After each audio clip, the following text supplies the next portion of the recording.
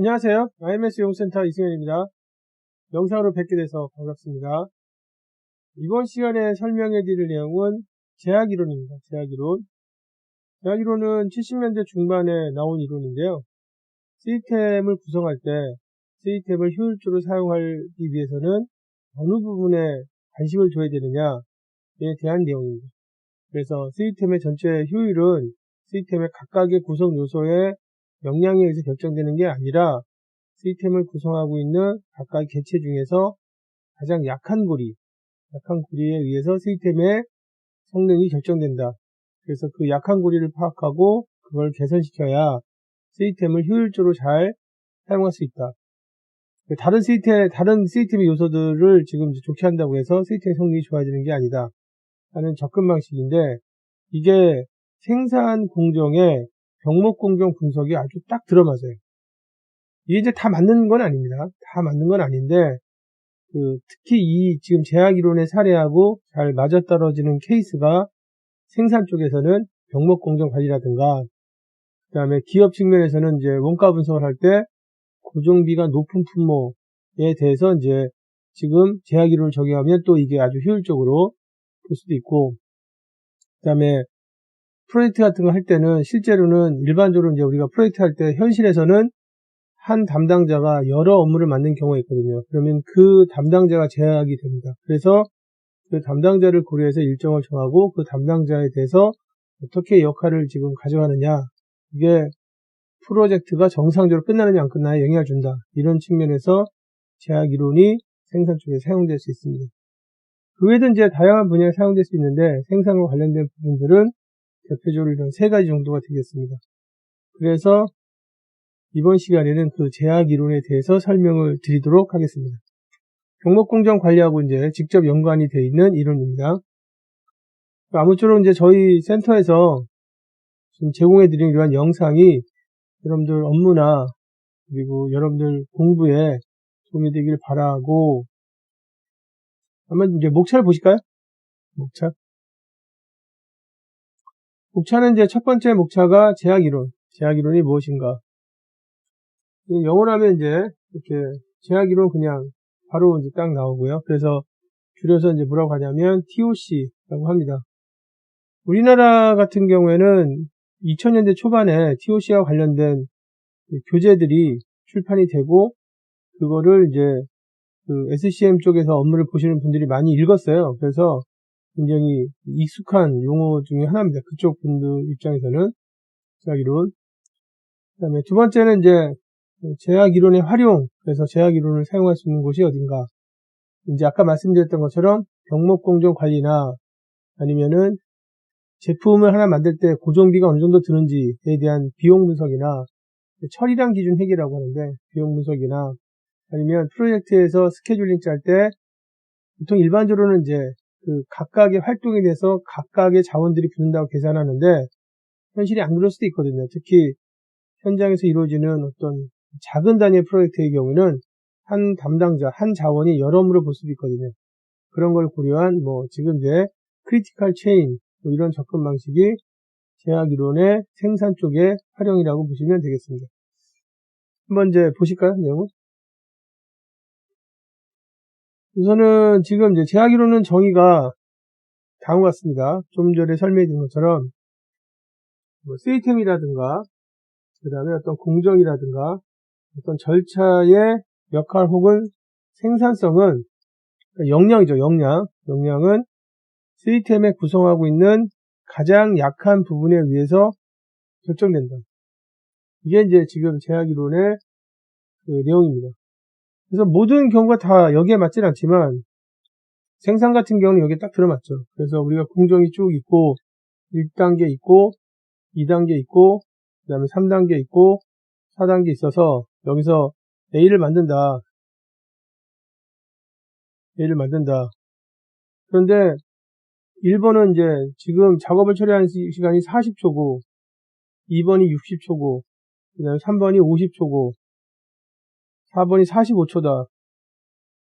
그러면 여기에 있는 그 결과물은, 이 결과물이 이제 나오는 이 시간 간격을 우리가 뭐라고 한다고 했냐면 택타임이라고 했습니다. 택타임은 이게 아무리 빨라도 몇 초를 넘을 수 없냐면 가장 느리게 하는 60초를 넘을 수 없습니다. 그리고 이제 그 가장 느리게 하는 공정, 여기를 이제 우리가 뭐라고 하는 거냐면 전체 이 공정이 기계가 4대가 아니라 40대가 돼도 얘가 제일 느리면 전체 나머지가 아무리 잘해도 소용이 없어요. 잘할 수도 없고 2번이 이제 지금 이제 이 전체 시스템의 성능을 딱 주고 있는 거죠.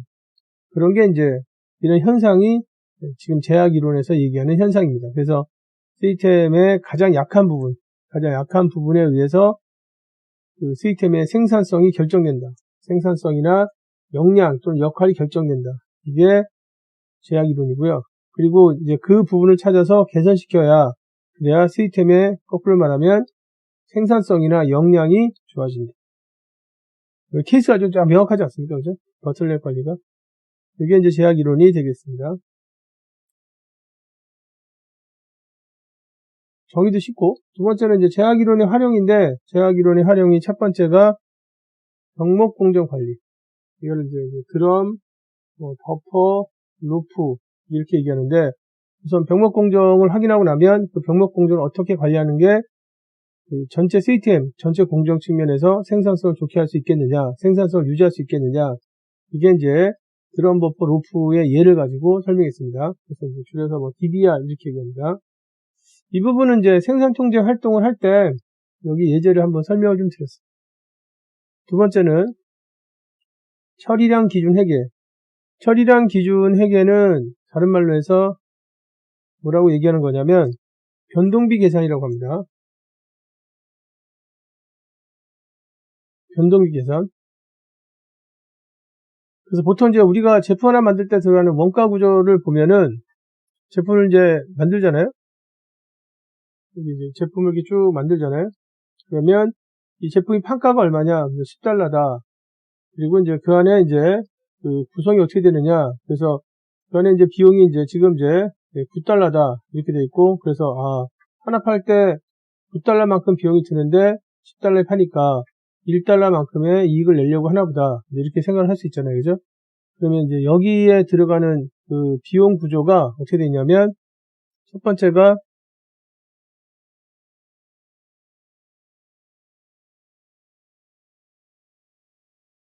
그 인건비가 있습니다. 인건비는 이제 시간에 비례하죠. 여기 관련된 내용은 표준원가의 영상이 있으니까 그 영상을 한번 보시고 그 다음에 이제 이쪽의 내용을 한번 보셔도 됩니다. 두 번째는 관련된 비용이 어떤 게 있냐면 재료비가 있죠. 재료비가 있는데 재료비도 마찬가지로 생산을 몇 개 하냐에 따라서 이제 영향을 받는 비용이고, 그 다음에 세 번째가 그 지금 이제 제조 경비가 있습니다. 여기는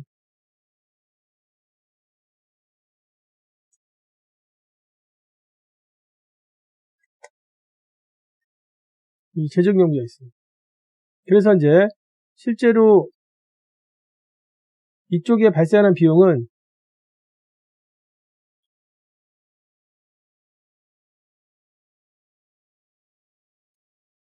이 세 가지 비용이 있습니다. 세 가지 비용이 있는데 이 중에서 인건비하고 그 다음에 재료비는 제품을 몇 개 만드느냐에 따라서 직접적으로 영향을 받는 비용이에요.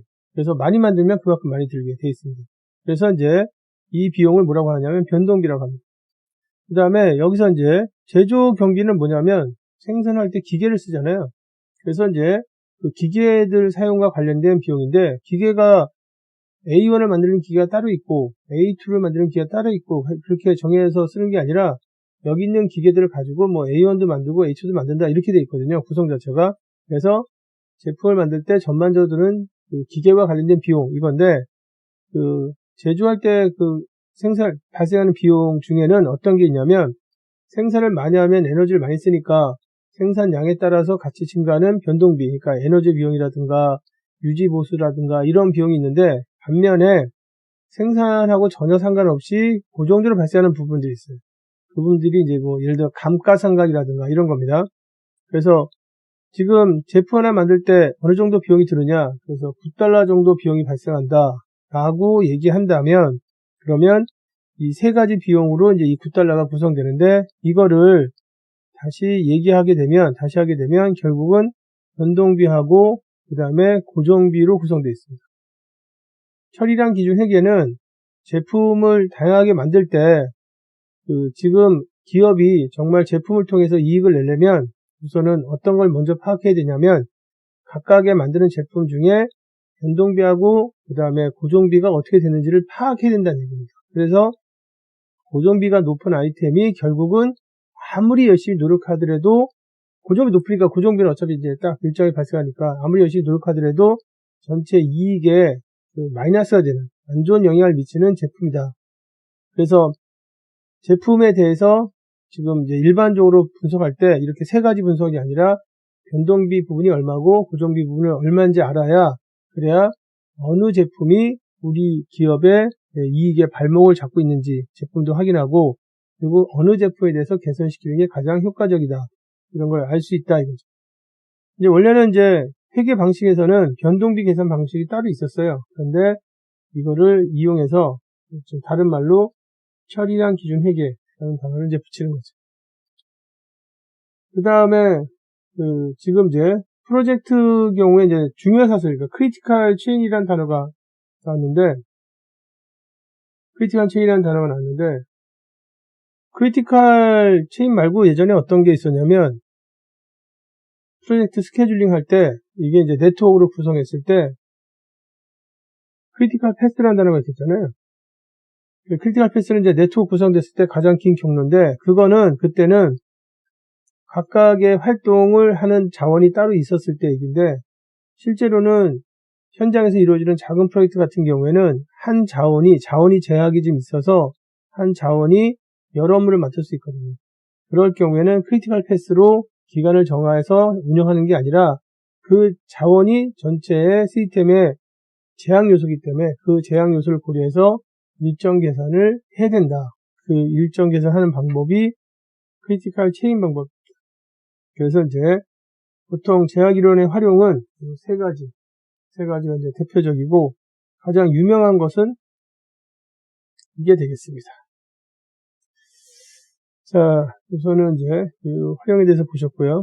우선 첫 번째 이제 병목공정관리 보실까요? 병목공정관리에서 먼저 보실 거는, 제약 이론에서는 생산 시스템을 제약 관점에서 봤을 때 네 가지 종류로 봤습니다. 원래 이제 기존에는 생산하는 전략에 맞춰서 대량 생산이냐 다품종 생산이냐, 그래서 주로 이제 대량 생산 쪽을 MTS 또는 이제 A2O 이렇게 이제 했고, 그 다음에 우리가 다품종 생산 쪽은 MTO, 그리고 이제 주문 생산에서 이제 역시 다품종 생산 E2O, 설계부터 하는, 이렇게 이제 나눴단 말이에요. 근데 제약 이론에서는 이렇게 하지 않았어요. 이렇게 하지 않고 제약의 관점에서 다음과 같은 네 종류의 생산 방식이 있다. 그 방식이 베티 모델입니다. 베티 모델인데 다음과 같이 되어 있습니다. 첫 번째가 이제 V자 형태의 생산 방식이 있다. V자 형태의 생산 방식은 재료 한 개를 가지고 여러 종류를 만드는 거예요. 주로 이제 공통 재료를 가지고 주문받아서 여러 개를 만드는 거. 그래서 이제 지금 이제 이런 거. 그래서 스틸 매니팩처러 같은 경우는 우선 이제 내가 가지고 있는 재료가 이제 하나인데, 그 재료 가지고 주문받아서 지금 이제 다양하게 철과 관련된 제품을 만들 수 있다 이거죠. 이게 이제 V자 형태의 공정이고, 이럴 때는 당연히 제약이 뭐가 되겠어요? 얘가 제약이 되겠죠. 그 다음에 두 번째는 다양한 그 요소들이 들어가서 굉장히 복잡하기 때문에 다양한 요소가 들어가서 하나를 만드는 그런 생산이 있다. 이게 이제 시설 하나 만들거나 굉장히 복잡한 장비 만들거나 이런 건데, 결국 이제 그런 A자 형태의 생산 방식이 있다. A자 형태의 제약은 뭐겠어요? 지금 이제 만들려고 하는 지금 시설이나 만들려고 하는 장비가 되겠죠. 그 다음에 세 번째는 T자 형태의 생산이 있는데, 그거는 뭐냐면 PC처럼 대량으로 가다가 마지막에 어떻게 주문이 이루어졌냐에 따라서 그래서 다양한 제품이 만들어진다. 이게 이제 지금 PC입니다. 컴퓨터, 이게 T자 형태의 공장이고, 그리고 이제 여기 같은 경우는 이제 마찬가지로 지금 버틀렉 공정이 하나 있겠죠, 그죠? 이게 지금 뭐 이쪽 공정이든 이쪽 공정이든 이쪽 공정이든 그 전체적으로 이제 지금 문제가 되는 공정을 찾아서 개선을 해야지 전체적으로 이제 실제 공장에서는 생산성이 좋아지겠죠. 마지막으로는 이제 대량 생산하는 순수한 그 지금 이제 자재가 계속 투입돼서 하나만 딱 만드는 조립 라인처럼 이렇게 되는 부분. 여기는 이제 이 전체 라인 중에 어느 공정이 제일 늦게 만드는 공정이 버틀렉이 되겠죠. 그래서 제약 이론에서는 생산하는 방식을 이렇게 네 가지로 나눴고, 그래서 이제 그거를 베티 모델이라고 합니다. 그 모델을 우선 생산하는 방식을 알아야 그 다음에 거기서 제약을 찾을 수 있다는 거죠. 그리고 이제 그 중에서 가장 이제 유명한 게 그 지금 버틀렉입니다. 그래서 보시면은 버틀렉 병목 공정 관리인데 우선은 공정은 어떻게 되냐면 5단계를 거칩니다. 재료가 들어가서 그 다음에 이제 여기 A부터 E까지 절차를 갖는데 이 중에서 제일 늦게 지금 작업을 하는 데가 어디냐면 C죠. 이게 이제 가장 늦게 작업을 하죠. 그러니까 얘가 버틀렉이에요. 그죠? 얘가 이제 지금 이제 뭐가 되는 거냐면 버틀렉이 되죠. 병목 공정이 되죠. 근데 이제 어떨 때 이 병목 공정이 점점 관리를 해야 되는지 그 병목 공정에 대한 관리의 중요성이 나타나는 거냐면 오늘 수요가 지금 많아서 택타임이 어떻게 정해졌을 때 병목 공정 관리가 필요하냐면 병목 공정의 능력이랑 동일하게 45초가 됐을 때 그럴 때 보통 이제 이 병목 공정을 어떤 식으로 관리하느냐 우선은 첫 번째가 실제 작업장 맨 끝에서 이제 제품을 확인하는데 이 지금 오늘 같은 경우에는 병목 공정의 여기 능력하고 수요가 동일하기 때문에 지금 병목 공정 바로 앞에서 실제 작업이 어떻게 하는지 지금 이제 들어가서 본다. 그걸 드럼이라고 했어요. 드럼.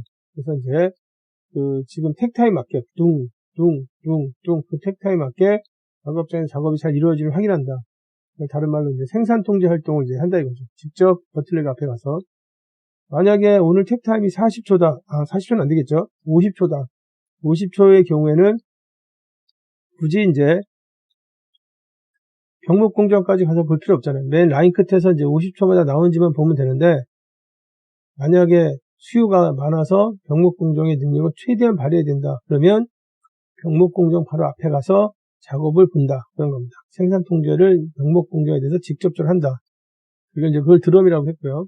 표현을 할 때. 그 다음에 두 번째가 이제 병목 공정 앞에 재고를 쌓아놓죠.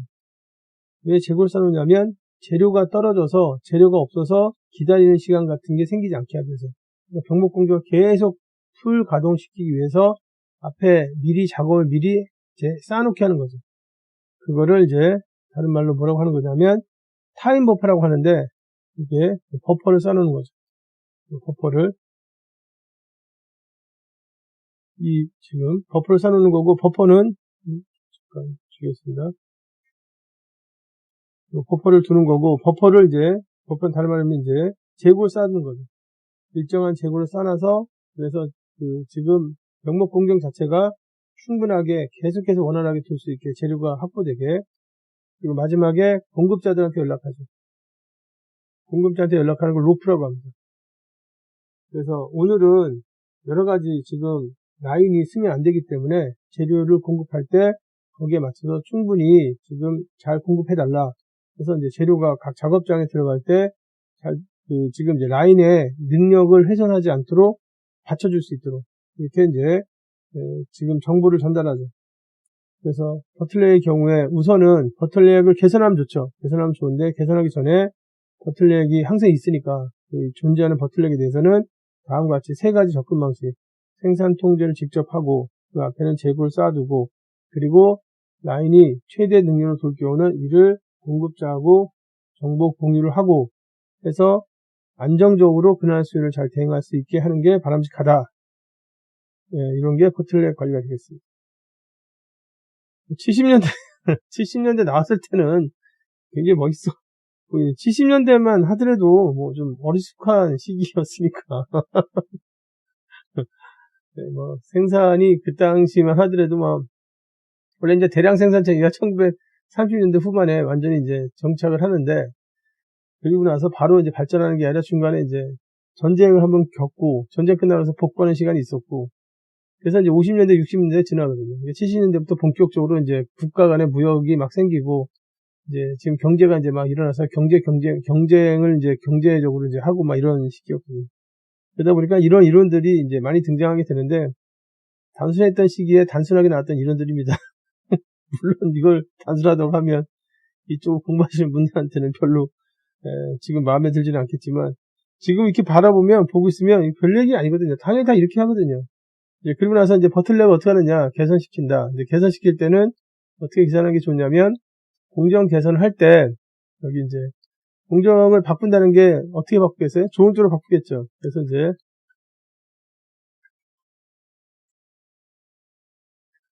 공정 개선을 이제 하는데, 그 공정 개선 할 때는 어떤 접근 방식을 쓰는 게 좋냐면,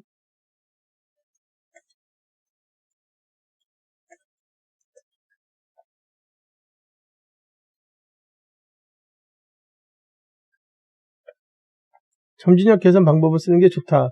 지속적 개선 방법을 쓰는 게 좋다. 왜냐면 버틀렉이 해결이 안 되거든요. 그러니까 C 작업장이 개선되고 나면 그 다음에는 뭐 A 작업장이 버틀렉이 될 거예요. A 작업장이 끝나고 나면 또 D가 되고, 그래서 계속 공정에는 버틀렉 약한 고리가 있거든요. 그래서 약한 고리에 대해서 지속적으로 개선할 수 있는 그런 노력을 해야 된다. 그래서 이제 한 버틀렉에 대해서 개선을 했으면 그게 그 해결하는 절차들이 노하우로 쌓여요. 그래서 다른 버틀렉이 되면 그 지금 경험을 이용해서 또 개선하는데, 이 개선을 할 때 가장 좋은 거는 점진적 개선, 다시 말하면 이 현장에서 일하는 담당자를 통해서 개선하는 게, 이 담당자에 대해서 교육이나 훈련을 많이 시켜서 개선하는 게 가장 바람직하다. 그리고 거기에서 생산성이 오르면 그거를 평가를 해서 그 다음에 거기에 맞게 보상을 해주는 게 좋다. 뭐 이렇게 돼 있죠. 그래서 사실 이제 제가 프로젝트를 할 때 같은 공정에 대해서 세 회사를 프로젝트를 한 적이 있었거든요. 똑같은 공정이에요. 프로세스가 자동차 생산이 끝난 다음에 그 다음에 고객한테 이제 인도될 때까지 그 프로세스를 개선하는 거였는데, 세 군데를 봤는데 세 군데 중에서 마지막에 했던 데가 일본 공장이었는데, 일본 회사의 그 프로세스는 이 버틀렉이 굉장히 개선돼 있었어요. 정말로. 그래서 생산성이 굉장히 좋아지죠. 그 개선할 때 이제 지금 현장에 있는 담당자를 통해서 개선을 하고, 담당자들이 정말 아이디어를 내는데, 이게 진짜 말도 안 되게 아이디어를 냅니다, 진짜. 그 아이디어 자체가 대단히 이제 창의적인 아이디어들이 나와요. 그래가지고, 거기는 어떻게 해결했냐면, 공장 벽을 뚫었어요. 벽을 뚫었어. 그러니까, 우리가 보통 개선을 할 때, 이건 안 돼. 이렇게 상수를 보는 부분이 있는데, 거기는 그런 게 없어요. 만약에 정말 생산성을 올릴 수 있다. 그러면 과감하게 시도를 합니다. 미리 이제, 물론 이제 그거에 대해서 충분히 논의를 하죠. 그래서 이제 개선해서 버틀렉을 해결한다. 근데 만약에 이제 해결되기 전까지는, 오늘 우리 버틀렉은 이제 지금 시간당 하나 만들 때 45초인데, 물건이 45초마다 나와야 된다. 그러면 버틀렉 능력이 딱 걸리는 거거든요. 그럴 때는 이제 이렇게 드럼, 버퍼, 로프 같은 방법을 쓴다, 이거죠. 옛날에 봤을 때는 멋있어 보이는데, 지금 보면은 사실은 자연스럽게 다 이렇게 하지 않나, 이런 생각이 든다, 이거죠. 제 말씀은. 이게 이제 병목공정 관리할 때 쓰는 기법이었습니다. 자, 그 다음에 보시면, 처리량 기준 회계는, 이제, 우선은, 제품을 만들 때, 단순하게 비용 구조를 그냥 보는 게 아니라, 비용 구조 안에 다시 변동비하고 고정비를 이제 나눠서 보겠다는 거죠. 그래서, 예를 들면 이런 겁니다. 처리량 기준 회계는 이런 거예요. 우리가 지금, A라는 제품이 있고, 그 다음에 B라는 제품이 있고, 그 다음에 C라는 제품이 있는데, 어떤 제품에 대해서 먼저 개선해야 될까? 근데 이제 가격은 다 얼마냐면, 프라이스는 이게 $10씩이에요. 예전부터 많이 썼던 방법이야, 이거는. $10고, 그 다음에 이제 여기에 대해서 들어가는 비용은, 코스트는 $8예요. $8. 그 다음에 B도 $8. 그 다음에 C도 $8예요. $8씩 들어요. 그러니까 이제 지금 이익은, 프라핏은 간단하지 않겠어요? 프라핏은 A가 얼마 나냐면 $2 나고, 그 다음에 B도 $2 나고, 그 다음에 이제 지금 이제 C도 $2 난다 이거죠. 그래서 우리가 이제 그냥 얼핏 봤을 때는, 여기는 이제 글씨를 약간 다시 쓰겠습니다. 얼핏 봤을 때는, 이게 8달러입니다. 8달러. 얼핏 봤을 때는 어떤 생각이 드냐면, 그럼 어디를 건드려야 되지? A나 B나 C 중에서 어떤 걸 개선시켜야 되지? 이제 잘 모르는데, 사실은 이 비용 구조가 아까 제가 설명해 드렸던 것처럼 인건비가 있고, 재료비가 있고, 기계 관련된 비용이 있는데, 기계 관련된 비용 중에서는 고정비가 있거든요. 기계는 이 제품들을 만들 때 사용하는 기계다. 그런데 이 기계는 생산을 안 해도 발생하는 비용이 있어요. 그게 감가상각이에요. 감가상각비. 여러분들이 자동차 샀어요. 자동차 사서 많이 쓰면은 기름을 많이 쓸 거 아니에요. 그죠? 에너지를 많이 쓰니까 비용이 올라겠지만, 자동차를 운행할 때는 자동차를 한 번도 안 타도 발생하는 비용이 생긴단 말이에요. 그게 감가상각이에요. 그래서 지금 이제 그 비용 중에는 변동비와 고정비가 있다는 걸 알게 돼서 그를 이제 다시 구분해 놓으면, 그럼 A는 우선은 비용 중에서 8달러 드는데 그 중에서 변동비가 얼마 정도 되느냐? 그러면 A는 변동비가 이게 6달러예요. 그 다음 B는 얼마 정도 되느냐? 그러면 이제 B는 5달러예요. 그 다음에 그러니까 이제 그 비용 중에서 5달러니까 고정비가 3달러라는 거죠. C는 지금 변동비가 얼마냐? 4달러예요. 그래서 우리가 이제 뭘 알게 되는 거냐면, A나 B보다는 C를 우선은 우리가 개선하는 게 좋겠다. 개선한다는 건 결국 뭘 지금 해결하는 거냐면, 고정적으로 발생하는 부분들을 없애려고 하는 노력이거든요. 개선이라는 게.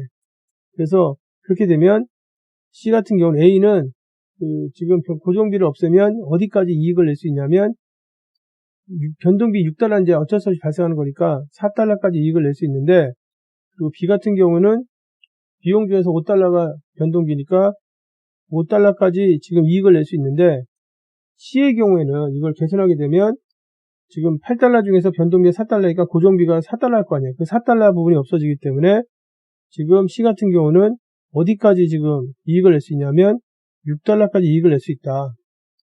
요 부분을, 그러니까 이쪽은 이제 프라핏 마진인데, 요 부분, 그러니까 정말 고정비가 없어졌을 때 회사에 어디까지 도움이 되겠느냐, 요 부분의 이익을 뭐라고 하는 거냐면 기여이익이라고 해요.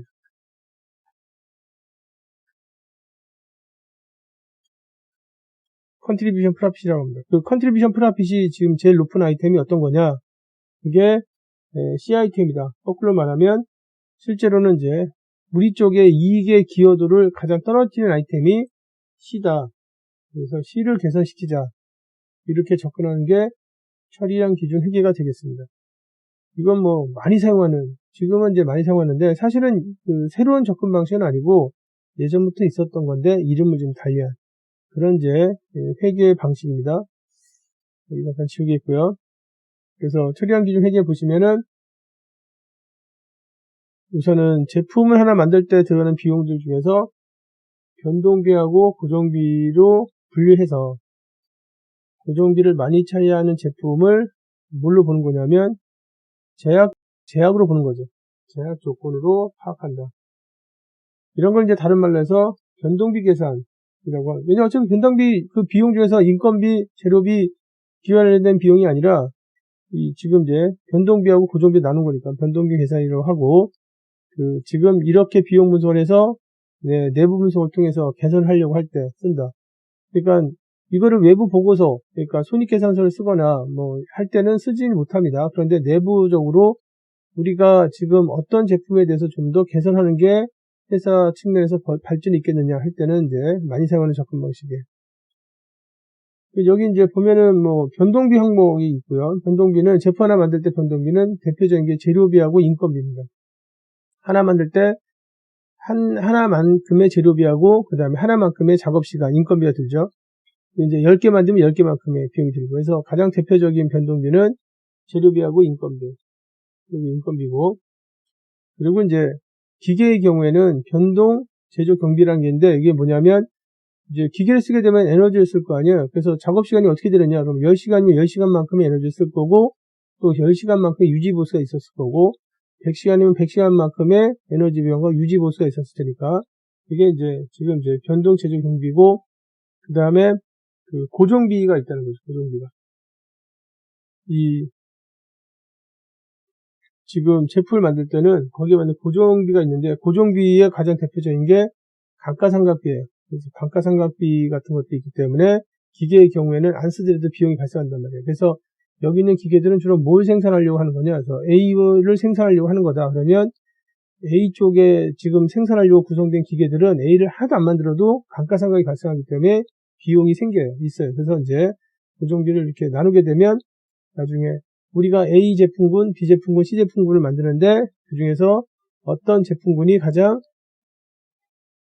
회사 입장에서는 부담이 되는 제품이다. 이런 것들을 이제 알 수 있죠. 이 처리량 기준 회계를 통해서 또는 변동비 계산을 통해서.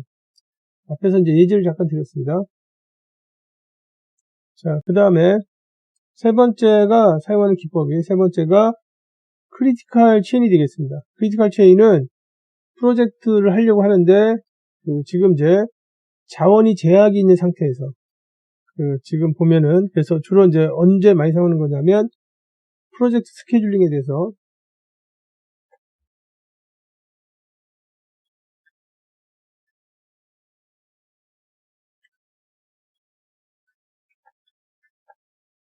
그래서 프로젝트 스케줄링 할 때 이제 자원이 제한돼서 이 프로젝트는 누구누가 참여하느냐 그래서 4명밖에 참여가 안 된다.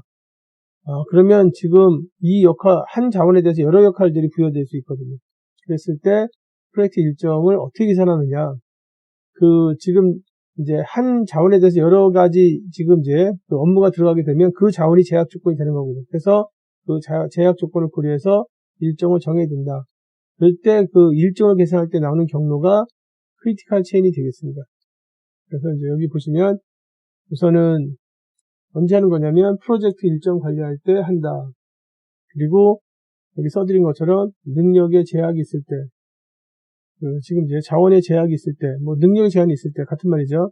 그리고 이때 프로젝트 기간을 계산하는 방식이 이제 우리가 이제 원래 그냥 한 업무에 대해서 한 자원을 쓰게 되면 크리티컬 패스를 구하면 되거든요. 그런데 이제 이렇게 한 자원에 대해서 여러 업무를 맡겨서 그게 그 자원이 제약 조건이 됐을 때 계산하는 걸 크리티컬 체인이라고 한다. 그런데 현실적으로 이거는 프로젝트 매니저가 가능한 이거를 이런 케이스가 생기지 않도록 잘 짜요, 짜기는. 근데 이제 어쩔 수 없이 이제 그렇게 될 경우에는 그 크리티컬 패스가 아니라 크리티컬 체인으로 계산해야 된다, 그거죠. 그래서 여기 예제는 어떤 예제냐면, 지금 이제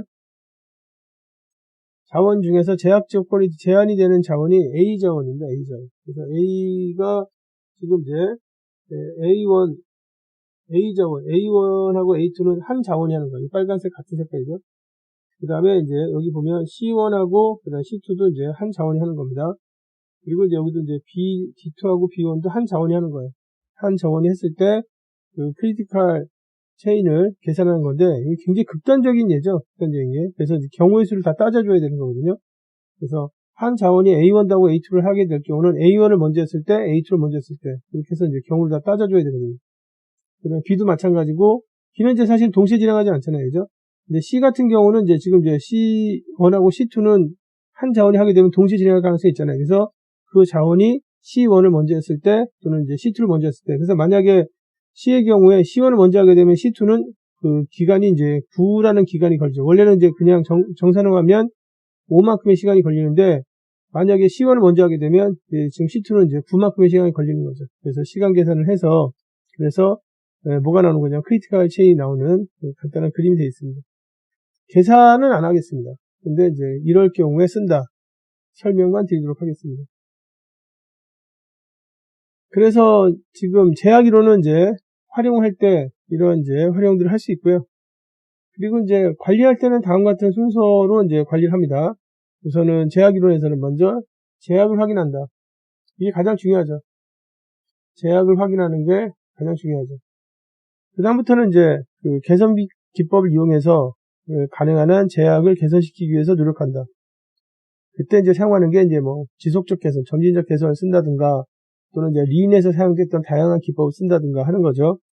그리고 이제 제약이 하는 다른 자원들은 제약의 능력이 맞도록 지금 이제 통합적인 역할을 한다. 아까 이제 버틀렉 같은 경우도 다른 작업장들은 좀 빨리 작업을 할 수 있거든요. 그런데 제약 조건이 되는 작업장이 45초밖에 처리가 안 되기 때문에 가능한 45초에 맞춰서 쓴다 이거죠. 그 다음에 제약의 생산성을 지속적으로 개선시킨다. 개선시키고 나서 이러한 절차를 반복한다. 이렇게 되어 있습니다. 그러니까 좀 약간 단순하죠? 복잡하지 않아요? 네, 그래서 제약 관리는 이제 여기가 가장 키워드예요. 어디가, 제가 현장에서 해보니까 버틀넥 진단할 때 제일 어려웠던 게 뭐냐면, 지금 일일이 다 뜯어서 공정의 프로세스를 보고 이제 지금 분석해줘야 되거든요. 그러니까 눈에 보이는 그 제약하고 실제 분석했을 때 제약이 다르게 나온단 말이에요. 그래서 제약 조건을 확인할 때는 제약을 진단하고 확인하는 어떤 분석 기법을 써야 돼요. 그래서 현장에서는 그 어떤 일이 있었냐면 이제 절차가 이제 쭉 있었잖아요. 절차가 쭉 있었는데 이제 1번 절차 있고 2번 절차 있고 뭐 3번 절차 있고 4번 절차 있는데 이제 실제 있었던 일인데 제가 담당자들한테 물어봐요. 여기 이제 프로세스 중에서 제일 힘들어하는 데가 어디냐? 그러면 이제 여기 4번이라고 얘기해요. 실제로 지금 가서 보면 한 뭐 3시나 4시쯤에 가서 보면 제일 일이 많이 쌓이는 데가 4번이에요. 4번. 그래서 봐라 저 4번이 제일 힘들다. 근데 실제로 이제 시간을 분석해 보니까 예를 들어 이렇게 된 거예요.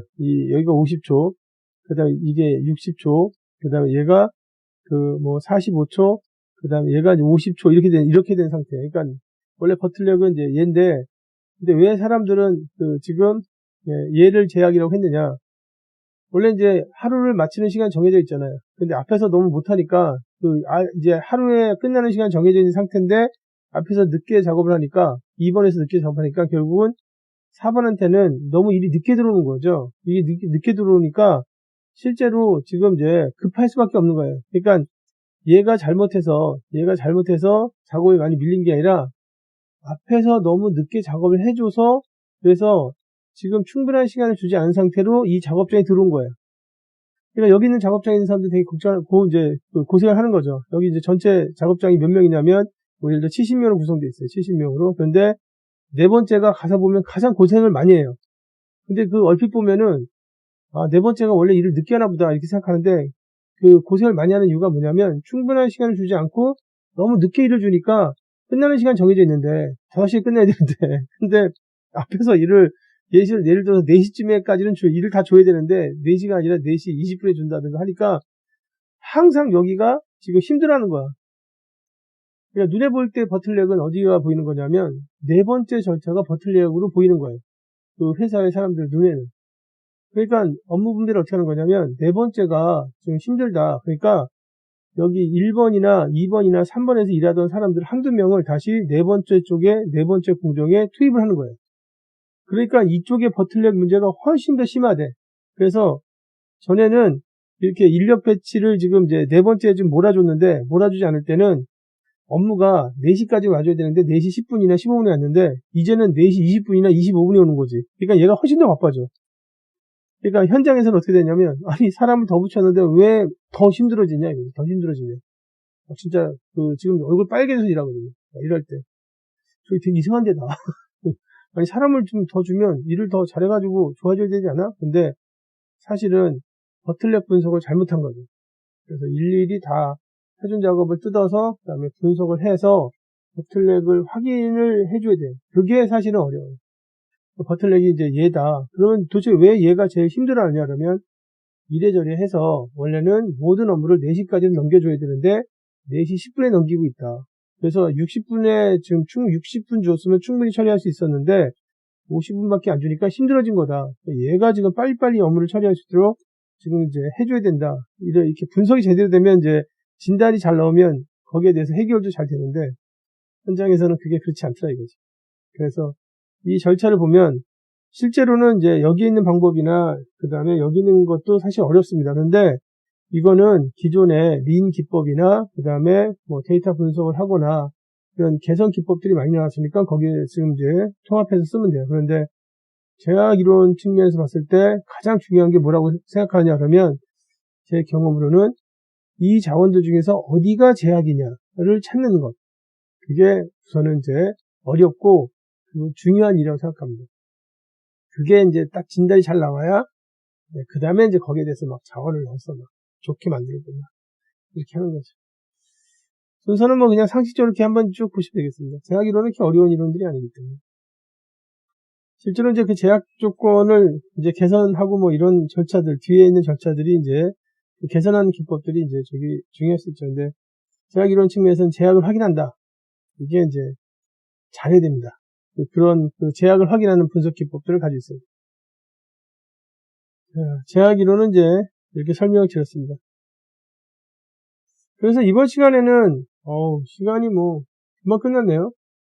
제가 만든 영상 자료 중에서는 가장 적게, 왜냐면 이제 그냥 한 이론만 딱 설명해 드리는 거기 때문에, 그리고 이제 이게 제하기론이 많은 다양한 활용들이 있었는데, 이제 다만 이제 여기서는 생산에 활용되는 것 몇 가지 예에 대해서만 설명해 드렸기 때문에 내용이 이제 설명이 좀 짧았습니다. 짧았더라도 끝까지 시청해 주신 여러분들께 진심으로 감사드리며 업무에 조금이라도 도움이 됐으면 좋겠습니다. 마치도록 하겠습니다. 감사합니다.